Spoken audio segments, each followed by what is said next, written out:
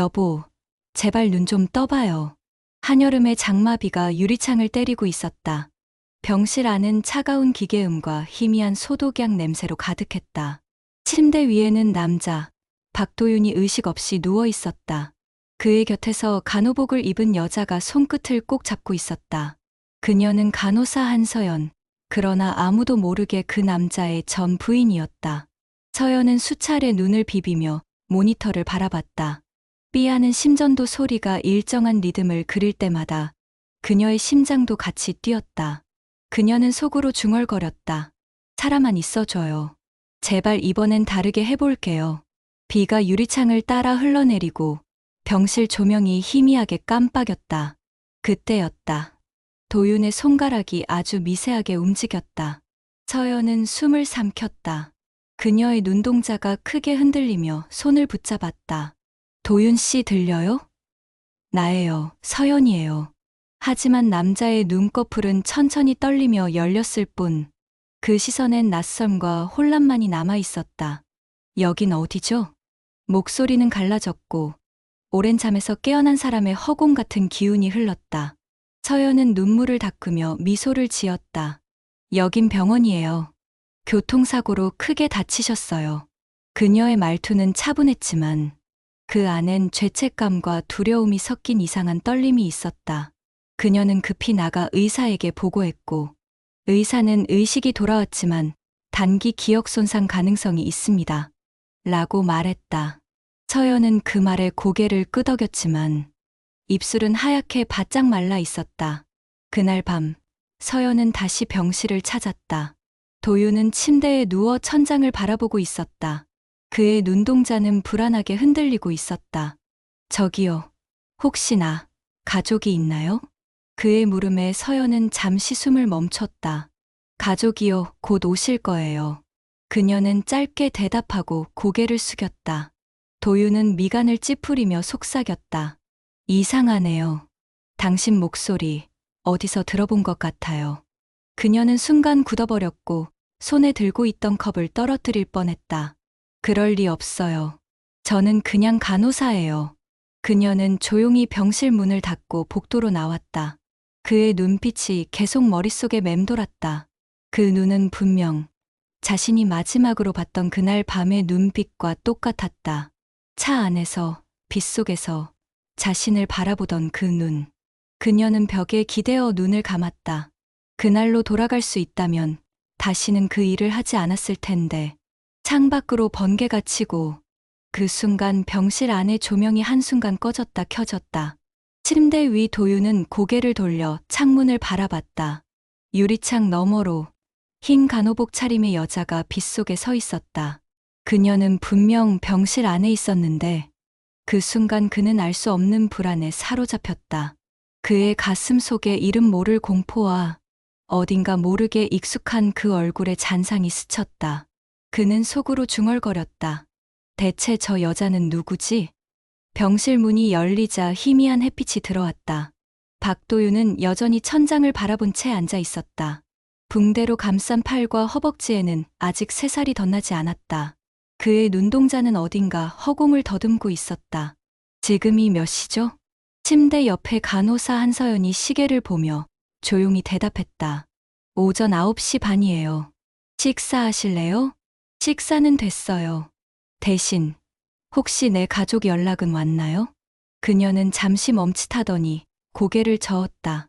아직요. 연락드렸는데도 다들 먼 곳에 계신다고 하네요. 그의 눈에 슬쩍 스치는 외로움이 서연의 가슴을 묘하게 아프게 만들었다. 서연은 그를 위해 아침을 차리고 병실을 정리했다. 햇빛은 커튼 틈새로 스며들며 그의 얼굴을 비추었다. 그녀는 그 얼굴을 오래도록 바라보았다. 한때는 그 얼굴을 매일 아침 옆에서 보며 잠을 깼다. 그가 출근 준비를 하며 넥타이를 맸던 손, 그 손이 식탁 위 커피잔을 건네던 순간들이 파도처럼 밀려왔다. 그녀는 입술을 깨물었다. 다시 기회를 준다면 이번엔 정말 잘할 텐데. 작은 목소리가 입 밖으로 새어나왔다. 도윤이 고개를 돌렸다. 뭐라고요? 아니에요. 그냥 독백이었어요.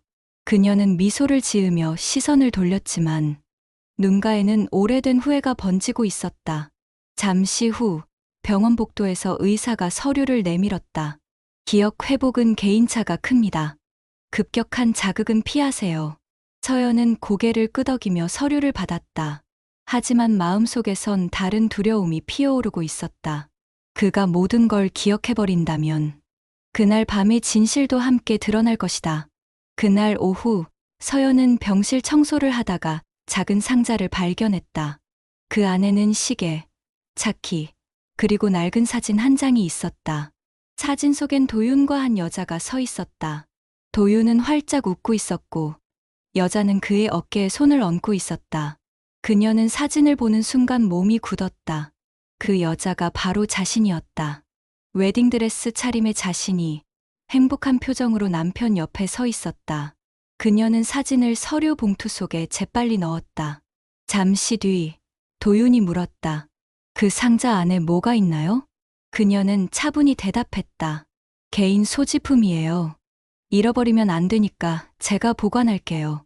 그는 고개를 끄덕였지만 그의 시선은 그녀의 손끝에 머물렀다. 어딘가 익숙한 그 손. 한때 자신을 꼭 붙잡았던 그 손 같았다. 밤이 되자 병실 조명이 어둡게 깜빡였다.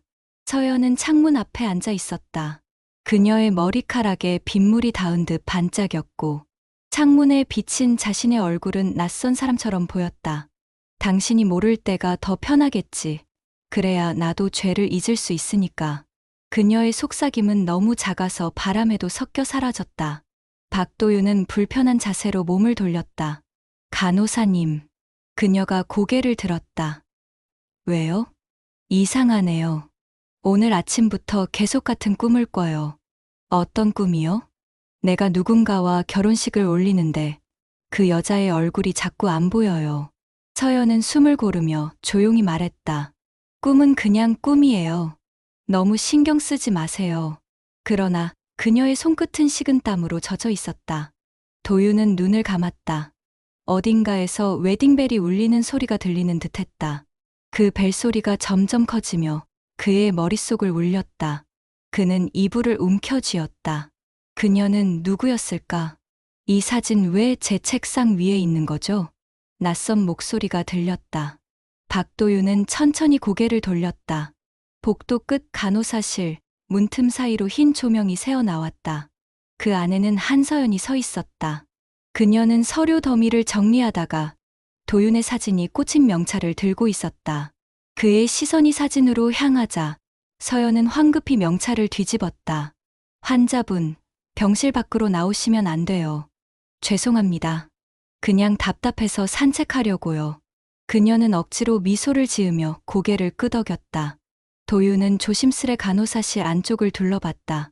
벽에는 각종 서류와 일정표가 붙어 있었고 그 중 한쪽엔 한서연이라는 이름이 적힌 근무표가 있었다. 그는 그 이름을 보는 순간 심장이 세차게 뛰기 시작했다. 혀끝에 익숙한 이름이 맴돌았다. 서연 한서연 왜 이 이름이 이렇게 익숙하지? 그녀가 물컵을 내려놓으며 그를 향해 다가왔다.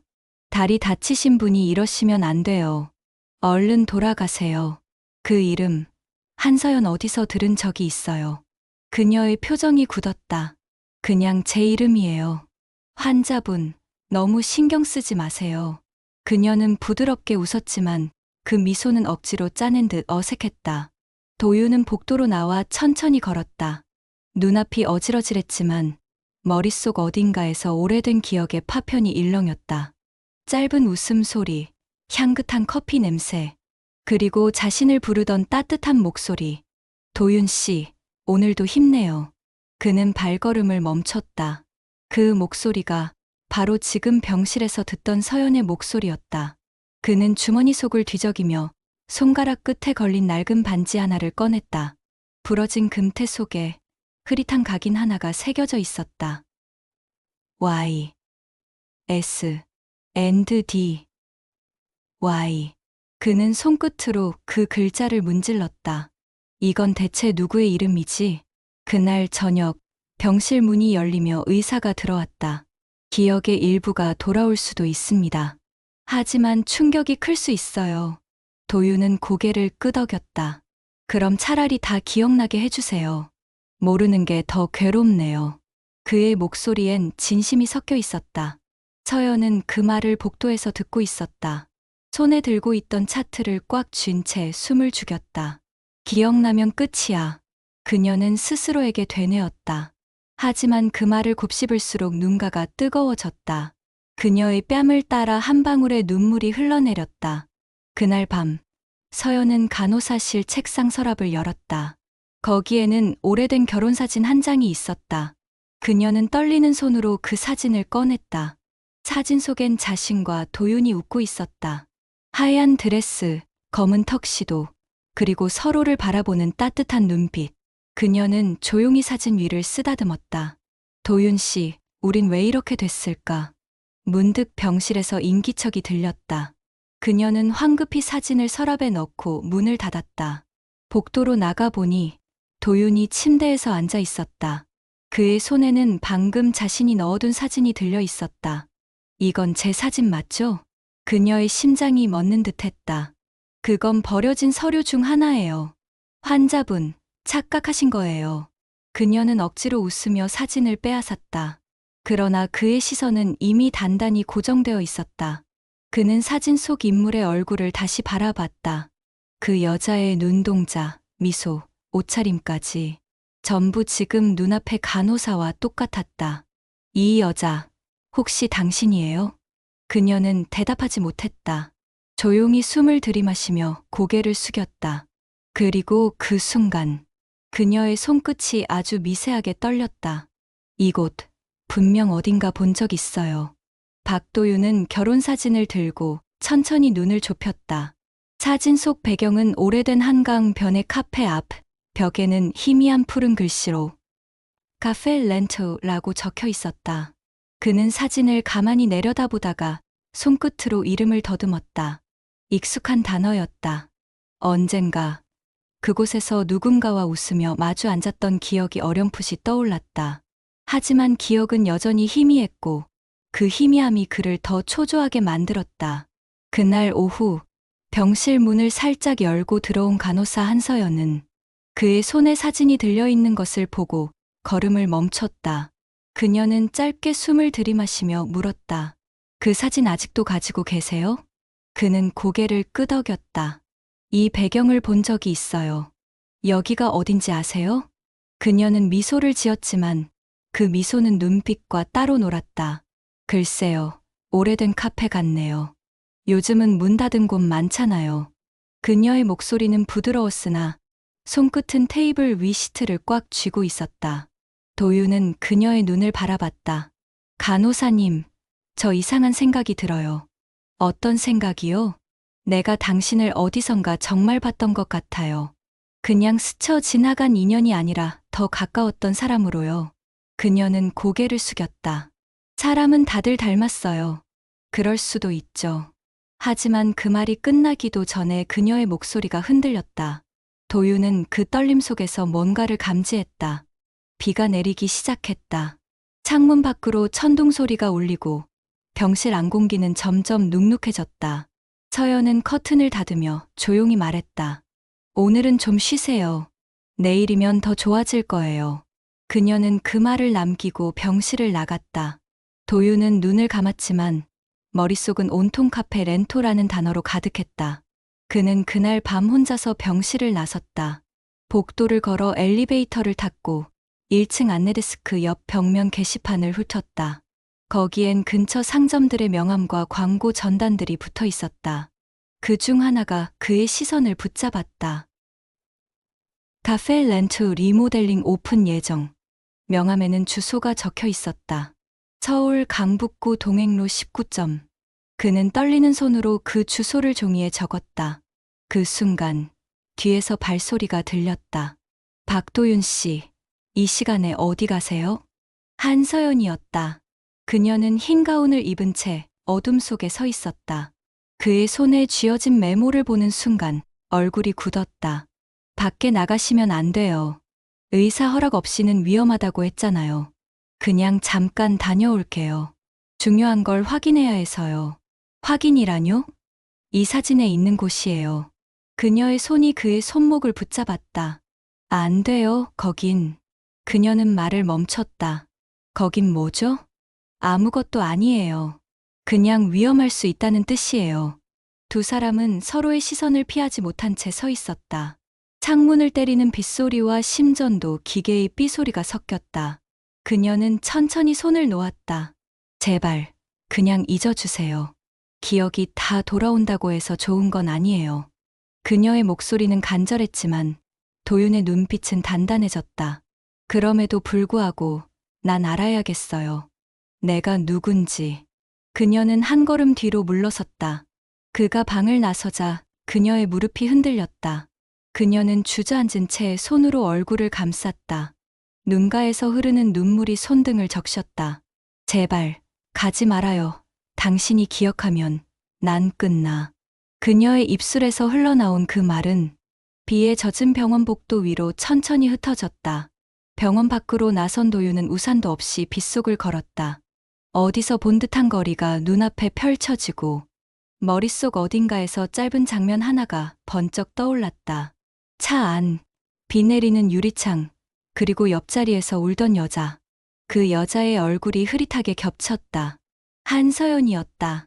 그의 걸음이 멈췄다. 심장이 요동쳤다. 그는 주머니 속 사진을 꺼내 바라봤다. 그 안의 미소가 지금 눈앞의 현실보다 더 차갑게 느껴졌다. 차창을 두드리던 빗소리가 점점 굵어졌다. 박도윤은 주소가 적힌 종이를 손에 꼭 쥔 채 택시 안에 앉아 있었다. 유리창 밖으로 지나치는 가로등 불빛이 얼굴을 번갈아 비추고 사라졌다. 그의 눈은 한 점에 고정된 채 움직이지 않았다. 카페 렌투, 이곳에 모든 게 있는 것 같아. 그는 속으로 되뇌었다. 택시는 오래된 골목 앞에서 멈췄다. 운전기사가 뒤를 돌아보며 말했다. 여기 맞아요. 지금은 문 닫은 지 오래된 곳이에요. 도윤은 계산을 마치고 빗속으로 내렸다. 낡은 간판에는 희미하게 벗겨진 파란 글씨가 남아 있었다. 카페 렌투. 사진 속 그 자리였다. 그는 천천히 문을 밀어봤지만 문은 굳게 잠겨 있었다. 창문 너머로는 낡은 테이블과 의자가 어둠 속에 놓여 있었다. 손바닥을 유리창에 대는 순간 그의 머릿속 어딘가가 찢어지는 듯했다. 차가운 비 냄새와 커피 향, 그리고 여자의 울음소리. 짧은 영상처럼 기억의 파편이 번쩍였다. 그날 밤, 그는 이곳에서 누군가와 마주 앉아 있었다. 비에 젖은 드레스, 그리고 떨리는 손. 여자가 말했다. 우리, 이제 그만하자. 더는 못 버텨. 그는 단호히 고개를 저었다.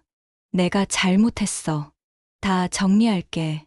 여자가 눈을 흘리며 자리에서 일어났다. 이젠 늦었어. 당신은 변하지 않아. 그 말이 끝나자 유리잔이 바닥에 떨어지는 소리가 들렸다. 그리고 그 뒤로 어둠. 모든 기억이 거기서 멈췄다. 도윤은 숨을 고르며 뒷걸음질 쳤다. 손끝이 떨리고 심장이 빠르게 뛰었다. 그 여자는 누구였지? 그는 스스로에게 물었다. 얼굴이 희미하게 겹쳐졌다. 그녀는 병실의 간호사 한서연이었다. 그 순간 뒤에서 누군가의 목소리가 들렸다. 여기서 뭐 하세요? 그는 놀라 뒤돌았다. 서연이 비를 맞은 채 서 있었다. 손에는 얇은 우산이 들려 있었다. 머리카락은 젖어 있었고 숨이 거칠었다. 이 시간에 환자가 여기까지 오면 어떻게 해요? 그녀의 목소리는 분노와 두려움이 섞여 있었다. 당신, 이곳 알아요? 아니요. 그냥 따라왔어요. 거짓말이에요. 이 사진 속 장소잖아요. 이 카페에서 우리. 그의 목소리가 갈라졌다. 여기서 무슨 일이 있었죠? 서연은 입술을 꽉 깨물었다. 기억 안 나는 게 당신한텐 축복이에요. 내가 당신한테 무슨 짓을 했길래 그렇게 말해요? 그녀의 눈빛이 흔들렸다. 당신이 아니라 내가 그랬어. 그녀는 천천히 시선을 돌렸다. 그날 내가 운전대를 잡았어. 비가 쏟아지고 있었고 당신은 내게 소리쳤지. 멈추라고. 그녀의 목소리가 낮게 떨렸다. 하지만 난 멈추지 않았어. 그녀는 손으로 얼굴을 감쌌다. 당신이 그 여자랑 있었던 걸 보고 난 제정신이 아니었어. 그냥 그렇게 하면 다 끝날 줄 알았어. 그녀의 눈물이 빗물과 섞여 떨어졌다. 도윤은 한 걸음도 움직이지 못한 채 그녀를 바라봤다. 그래서 날 죽이려고 했어요? 그녀는 대답하지 않았다. 그저 고개를 숙인 채 우산을 떨어뜨렸다. 비가 두 사람 사이로 쏟아졌다. 도윤은 입술을 깨물었다. 그날 나도 잘못했어요. 하지만 왜 나를 간호했어요? 왜 다시 나타난 거예요? 그녀는 조용히 말했다. 당신이 죽지 않았으니까. 그녀는 한참을 멍하니 서 있었다. 살아있는 당신을 보니까 이게 벌인가 싶더라. 그의 눈빛이 흔들렸다. 비는 그치지 않았다. 한강 너머에서 번개가 번쩍이며 두 사람의 얼굴을 비췄다. 그 순간 그들의 눈빛은 한 점으로 마주했다. 그 안에는 사랑도, 원망도, 그리고 아직 말하지 않은 더 깊은 비밀이 서려 있었다. 병실 창문을 두드리던 빗소리가 잦아들고 있었다. 새벽 공기에는 눅눅한 냄새가 가득했다. 박도윤은 침대에 앉아 있었다. 그의 머릿속은 여전히 혼란스러웠지만 이제 한 가지는 분명했다. 사고의 운전자는 한서연이었다. 그리고 그 사실을 그녀는 끝까지 숨기고 있었다. 문이 열리며 의사가 들어왔다. 박도윤 씨, 경찰에서 뵙자고 하네요. 사고 재조사 건이라 합니다. 그는 천천히 고개를 들었다. 경찰이요? 예, 보험금 관련해서 확인할 게 있다고 합니다. 잠시 뒤 강 형사가 병실 문을 열고 들어왔다. 중년의 남자는 무겁게 인사를 건넸다. 박도윤 씨, 상태는 좀 어떠십니까? 이제 괜찮습니다. 무슨 일인가요? 사고 당시의 보험 서류를 다시 검토하던 중 몇 가지 이상한 점이 발견돼서요. 도윤은 고개를 끄덕이며 무뜻 바라봤다. 형사는 가방에서 서류 하나를 꺼냈다. 사고 전날 당신 명의의 생명보험이 갱신됐습니다. 그런데 수익자가 전 부인인 한서연 씨로 되어 있더군요. 도윤의 눈이 커졌다. 그게 무슨 말이에요? 전 이혼할 때 그 보험 해지했어요. 형사는 고개를 저었다. 갱신 서류엔 분명히 도윤 씨 서명이 있습니다. 날짜는 사고 하루 전, 밤 9시. 그의 손끝이 떨렸다. 그 시간, 그는 분명 한서연과 마주 앉아 있었다. 그녀가 내 서명을? 머릿속이 하얘졌다. 형사는 말을 이었다. 현재 서연 씨는 경찰 조사를 피하고 있습니다. 병원에도 근무 중단 통보가 내려졌어요. 그녀가 사라졌다고요? 형사는 조용히 고개를 끄덕였다. 그날 오후, 도윤은 간호사실 문을 열었다. 빈 의자, 정리되지 않은 차트, 그리고 서랍 속 종이 조각들. 그 사이에서 낯익은 글씨가 눈에 들어왔다. 오늘 끝낸다. 검은 볼펜으로 눌러 쓴 글씨였다. 옆에는 서류 한 장이 붙어 있었다.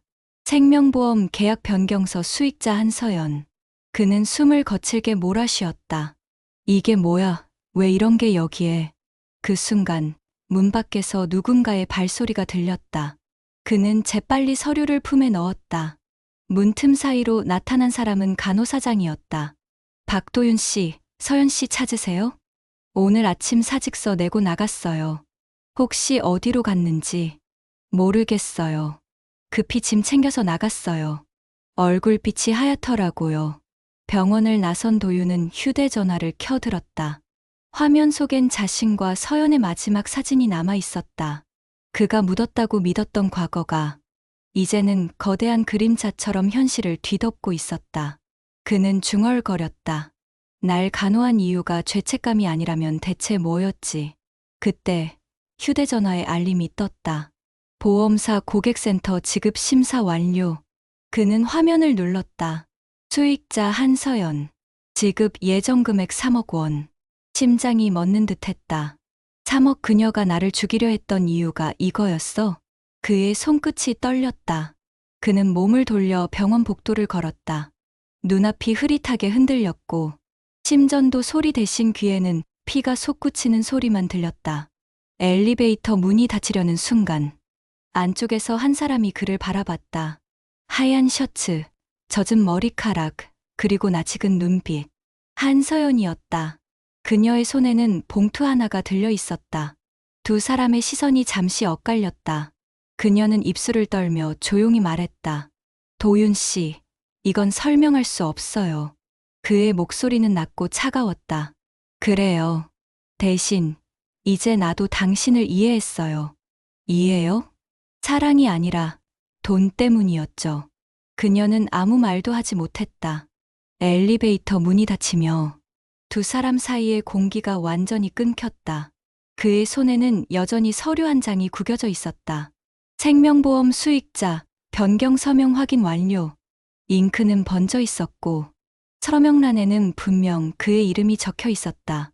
그러나 그 서명은 그가 쓴 글씨체가 아니었다. 도윤은 천천히 눈을 감았다. 그의 마음속에서 모든 조각이 제자리를 찾아가고 있었다. 그녀가 돌보던 이유, 그녀의 미소, 그 어색한 떨림, 모두 하나의 목적으로 이어지고 있었다. 새벽 공기가 싸늘하게 식어 있었다. 창문 틈새로 들어온 바람이 커튼을 흔들고 병실은 비워진 듯 고요했다. 박도윤은 의자에 앉아 눈을 감은 채 손끝으로 한 장의 서류를 쥐고 있었다. 수익자 한서연. 글자 하나하나가 피 묻은 증거처럼 그의 눈앞에서 번졌다. 그의 머릿속에서는 여전히 서연의 목소리가 맴돌았다. 당신이 모를 때가 더 편하겠지. 그때는 이해하지 못했지만 이제 그 말의 의미가 또렷했다. 그녀는 사랑이 아니라 계산된 목적으로 돌아온 것이었다. 그 시각, 도시 반대편의 허름한 여관방. 창문은 닫혀 있었고 불빛은 희미했다. 한서연은 침대에 앉아 있었다. 양손으로 얼굴을 감싸 쥐었지만 손끝 사이로 눈물이 멈추지 않았다. 탁자 위에는 봉투 하나가 올려져 있었다. 보험금 지급 확인서. 그녀는 그 종이를 바라보다가 손등으로 툭 쳐냈다. 종이는 바닥에 떨어져 구겨졌다. 결국 이렇게 되는 거였구나. 그녀의 입술이 떨렸다. 처음엔 정말 미안했어. 당신이 살아있다는 소식을 들었을 때 그저 안도했어. 그래서 병원에 찾아간 거야. 하지만 그 얼굴을 보자마자 모든 게 무너졌어. 그녀는 손끝으로 자신의 손목을 바라봤다. 거기엔 아직 희미한 흉터가 남아 있었다. 그날 이후 난 매일 벌을 받았어. 당신의 얼굴이 떠올라 잠을 잘 수 없었고 숨을 쉴 때마다 가슴이 조여왔지. 그녀는 몸을 웅크렸다. 그런데 그 보험금이 내 앞에 놓이자 그때 처음으로 생각했어. 이걸로 다 끝낼 수 있다고. 눈물이 목선을 타고 떨어졌다. 밖에서는 자동차 경적 소리가 간헐적으로 울렸다. 그녀는 몸을 일으켜 거울 앞에 섰다. 거울 속엔 초라하고 피곤한 얼굴이 있었다. 한서연, 넌 사랑을 한 게 아니라 거래를 한 거야. 그녀는 스스로에게 말했다. 도윤 씨가 널 용서할 리 없겠지. 하지만 그 사람은 내가 죽어도 끝까지 진실을 찾을 거야. 그녀는 서랍을 열었다. 안에는 오래된 반지 하나가 들어 있었다. 반지 안쪽에는 흐릿하게 새겨진 글자. Y, S, and D, Y. 그녀는 그것을 손에 꼭 쥐었다. 이건 내 죄의 무게야. 다음 날 아침, 병원 복도에 도윤의 어머니가 나타났다. 그녀는 며칠 새 눈이 깊게 꺼져 있었다. 의사는 조용히 말했다. 어머니, 아드님 기억이 돌아오고 있습니다. 어머니는 떨리는 손으로 아들의 팔을 잡았다. 도윤아, 이제 다 끝났으면 좋겠다. 그 여자는 널 2번 죽인 거야. 도윤은 고개를 숙였다. 어머니, 그녀가 왜 그랬는지 이젠 조금 알 것 같아요. 그럼 용서라도 하겠다는 거냐? 그는 대답하지 않았다. 대신 손안의 반지를 꺼내 보였다. 그녀가 남긴 거예요. 이걸 나한테 돌려줬어요. 그의 손끝이 미세하게 떨렸다. 이건 용서의 표시가 아니라 고백이겠죠. 그는 천천히 반지를 바라봤다. 작은 금속 조각 속에 사랑과 죄책감, 그리고 탐욕이 뒤엉켜 있었다. 저녁이 되자 병원 로비 한켠에 작은 봉투 하나가 도착했다. 보낸 사람 한서연. 열어보니 짧은 편지 한 장이 있었다. 도윤 씨, 이제야 솔직했습니다. 난 당신을 죽이려 했어요. 그런데 당신이 살아있어서 살아있는 게 더 괴로웠어요. 편지는 그 한 문장으로 끝나 있었다. 도윤은 천천히 봉투를 접었다. 눈가가 붉게 물들었다. 그는 창문을 열고 바람을 맞았다. 회색 하늘 아래로 서연이 머물렀던 여관 간판의 희미한 불빛이 멀리서 깜박이고 있었다. 이제 정말 끝인가요? 그의 목소리가 낮게 흩어졌다. 박도윤은 여전히 창가에 서 있었다.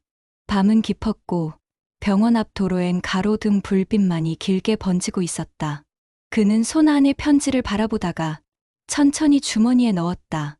눈을 감자 한서연의 목소리가 귓가에서 들려왔다. 당신이 살아있어서 살아있는 게 더 괴로웠어요. 그 한 문장이 머릿속에서 계속 반복됐다. 그녀는 왜 그렇게 썼을까? 그녀가 말한 괴로움의 정체는 대체 무엇이었을까? 그는 결심한 듯 병원 로비로 내려갔다.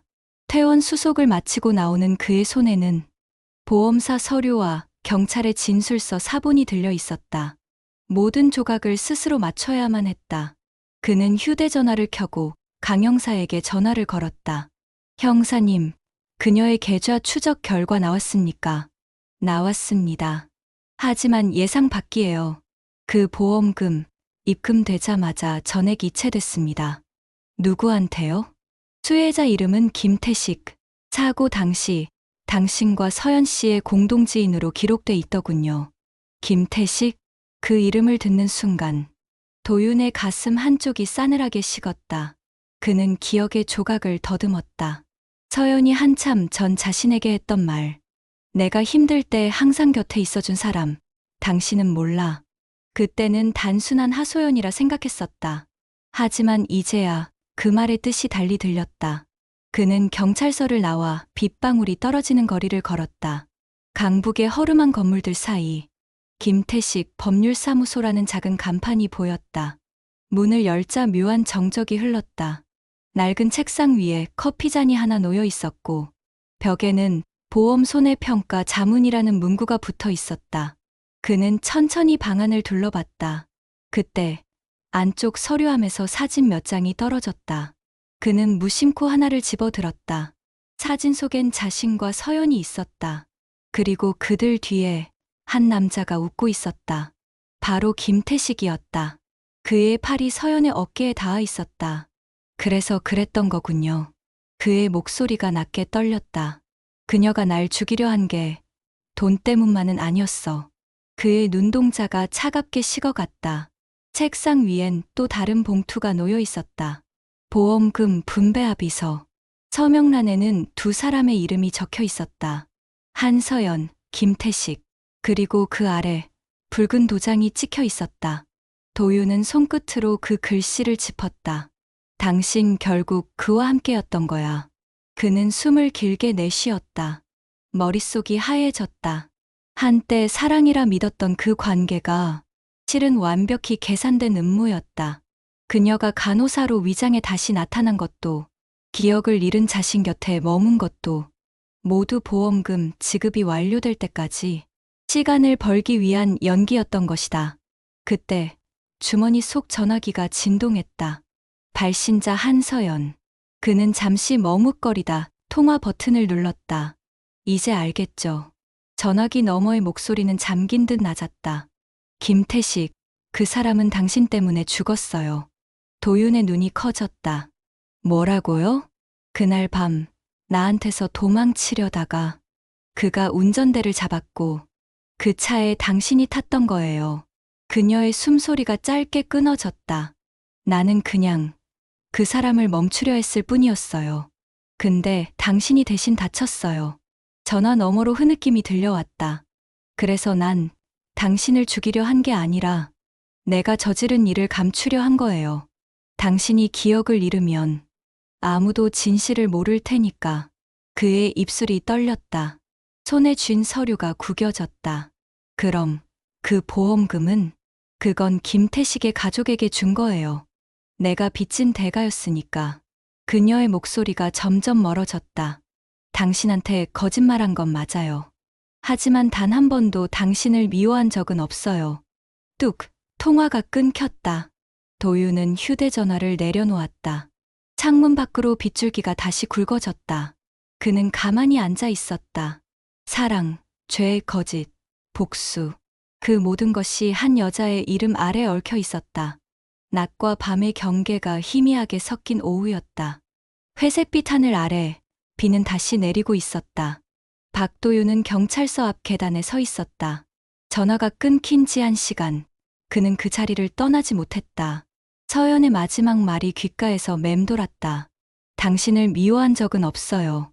그 말은 변명처럼 들렸지만 어딘가 절실한 울음의 뒷맛이 남아 있었다. 문득 경찰서 입구 쪽에서 웅성거림이 들렸다. 고개를 돌리자 한서연이 천천히 걸어 들어오고 있었다. 젖은 머리칼, 손에 든 흰 봉투, 그리고 그 얼굴엔 오래된 체념 같은 평온이 깔려 있었다. 도윤의 발이 저절로 움직였다. 그는 몇 걸음 앞으로 나아갔다. 두 사람의 눈이 마주쳤다. 왔네요. 서연이 낮게 말했다. 도망치지 않을 거예요. 이제 그만 끝내야 하니까. 그녀의 목소리는 바람에 흔들리는 낡은 종이장처럼 가늘었다. 도윤은 아무 말도 하지 않았다. 그저 그녀를 똑바로 바라봤다. 오랜 시간 잊고 있던 표정. 사랑과 증오가 뒤섞인 그 눈빛이었다. 형사가 두 사람 사이를 가로질렀다. 한서연 씨, 진술 준비됐습니까? 네. 모든 걸 말하러 왔어요. 그녀는 봉투를 내밀었다. 이 안에 모든 서류와 녹음 파일이 있어요. 사고 경위, 보험 서류 조작, 김태식과의 거래 다요. 형사가 봉투를 받아들었다. 이건 범행을 자백하는 거나 다름없습니다. 알아요. 그녀의 대답은 단호했다. 잠시 정적이 흘렀다. 도윤은 입을 열었다. 그럼 나를 간호했던 건 뭐였어요? 그녀는 천천히 고개를 들었다. 죄책감 때문이었어요. 하지만 시간이 지나면서 그게 달라졌어요. 다시 당신 곁에 있고 싶다는 생각이 들었어요. 그게 벌이라는 걸 알면서도 그게 내 마지막 희망이었어요. 그의 손끝이 미세하게 떨렸다. 그럼 나한테 한 모든 말 다 거짓이었어요? 처음엔 그랬죠. 그런데 어느 순간 진심이 돼버렸어요. 당신이 내 이름을 잊었을 때 처음으로 내가 자유로워졌다고 생각했어요. 하지만 그 자유는 너무 잔인했어요. 그녀의 눈에 눈물이 맺혔다. 당신은 기억을 잃었는데 나는 하루도 잊지 못했어요. 내가 한 짓이 사라질까봐 그 기억을 품고 살아야 했어요. 그녀는 손목에 찬 수갑을 바라보며 웃었다. 이제 됐어요. 이걸로 다 끝이에요. 이제 당신은 나 없이 살아도 돼요. 도윤은 한 걸음 앞으로 나아가 그녀 앞에 섰다. 끝이 아니에요. 그녀가 고개를 들었다. 내가 당신을 용서하면 그건 끝이 될까요? 용서하지 마요. 그건 당신을 더 아프게 할 거예요. 그래도 할 거예요. 그는 조용히 말했다. 당신이 내게 한 짓보다 당신이 내게 남긴 고통이 더 오래 갈 테니까. 서연의 눈가가 흔들렸다. 잠시 후 그녀는 입술을 깨물며 고개를 숙였다. 고마워요. 그 말 하나로 충분해요. 형사가 그녀의 팔을 이끌었다. 그녀가 돌아서려는 순간 도윤이 불렀다. 서연 씨. 그녀는 천천히 뒤돌았다. 그의 손에는 낡은 반지 하나가 쥐어져 있었다. 이거 당신 거잖아요. 그녀는 반지를 바라보다가 고개를 저었다. 이제 당신 거예요. 난 그 안에 있는 기억을 감당할 수 없어요.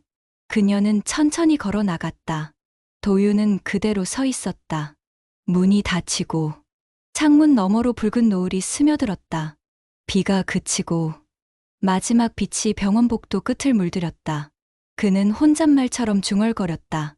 우린 결국 서로를 벌로 선택했구나. 그의 손 안에서 반지가 천천히 빛을 잃어갔다.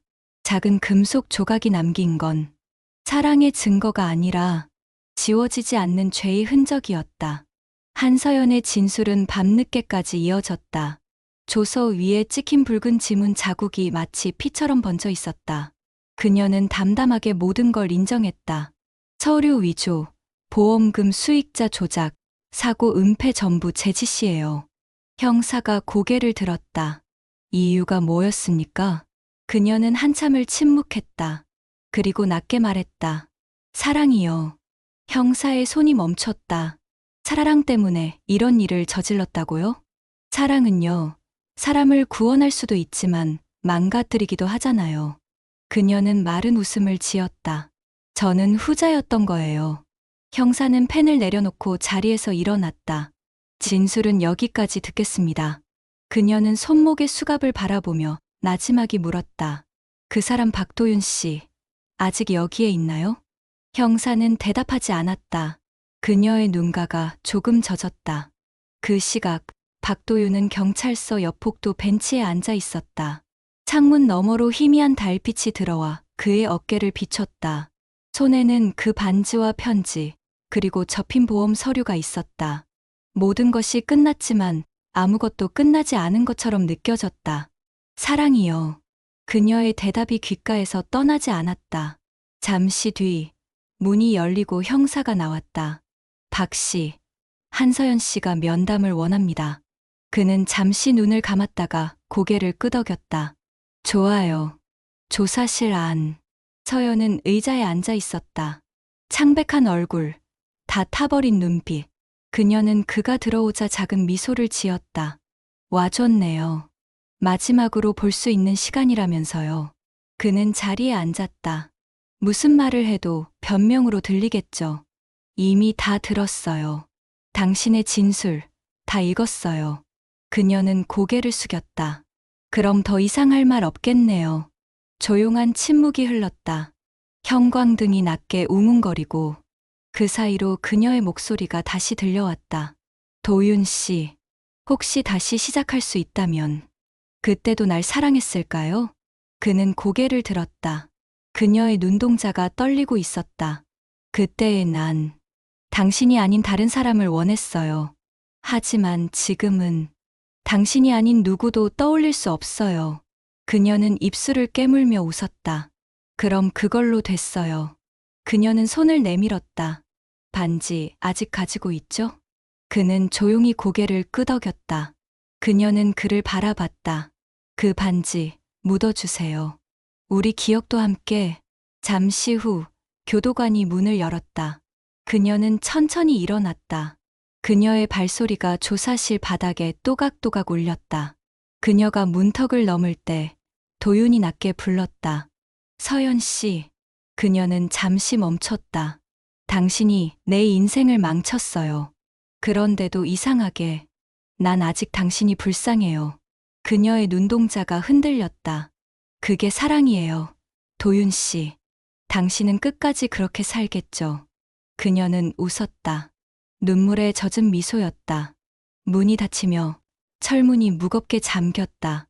밖으로 나온 도윤은 긴 숨을 내쉬었다. 그의 손 안에는 반지 하나가 남아 있었다. 작은 금속 조각이 달빛 아래에서 번쩍였다. 그는 그것을 바라보다가 조용히 주머니 속에 넣었다. 그날 밤, 그는 한강으로 향했다. 비가 그친 강물은 고요했고 바람에 부딪힌 파도 소리만이 들려왔다. 그는 반지를 꺼내 손끝으로 문질렀다. Y, S, and D, Y. 그 글씨가 마지막으로 반짝였다. 이제 놓아줄게. 그는 손을 펼쳤다. 반지는 짧은 금속 소리를 내며 물속으로 떨어졌다. 작은 파문이 일었다. 그리고 아무 일도 없었다는 듯 강물은 다시 평온해졌다. 몇 달이 흘렀다. 병원 앞 화단에는 새로 심은 꽃이 피어 있었다. 도윤은 여전히 그 병원 근처에서 일하고 있었다. 그의 얼굴에는 이전보다 깊은 주름이 생겼지만 눈빛은 한결 부드러워져 있었다. 그는 퇴근길에 강가를 지나며 문득 걸음을 멈췄다. 물결 위로 해가 저물고 있었다. 그는 작게 웃었다. 서연 씨, 잘 있죠? 그의 속삭임은 바람에 실려 사라졌다. 사랑은 가장 따뜻한 얼굴로 다가와 가장 깊은 상처를 남기기도 합니다. 진심이 없으면 헌신도, 용서도 결국 욕망의 변형일 뿐이라는 걸 우리는 너무 늦게 깨닫곤 합니다. 당신이라면 누군가가 사랑이라는 이름으로 죄를 저질렀을 때 그 사람을 용서할 수 있나요?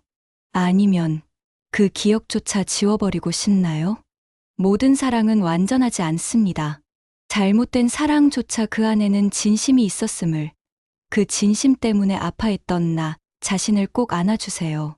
우리 모두는 언젠가 사랑의 잔해 위에서 다시 살아갑니다. 오늘의 이야기가 마음에 남았다면 여러분의 구독과 좋아요가 다음 이야기를 만드는 큰 힘이 됩니다. 다음 회에서도 마음을 울리는 또 다른 이야기로 찾아뵙겠습니다.